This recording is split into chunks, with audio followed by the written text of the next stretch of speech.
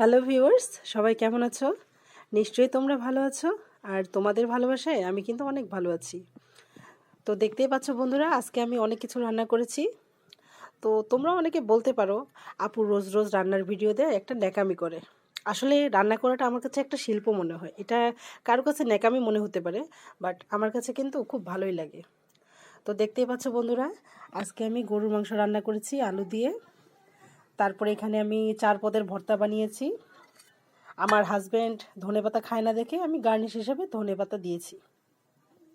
এটা হলো আলু ভর্তা, এটা হলো বেগুন ভর্তা, এটা হলো শিম ভর্তা, আর এটা হলো টমেটো ভর্তা।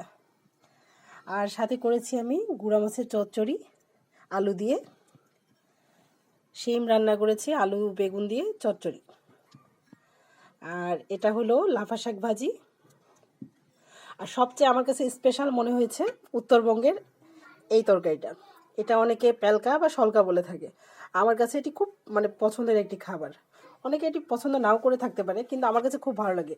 বাদ বাকি অন্য কিছু থাক না থাক, আমার কাছে যদি এই প্যালকা বা শলকা তরকারিটা থাকে, আমার কোনো তরকারির প্রয়োজন হয় না।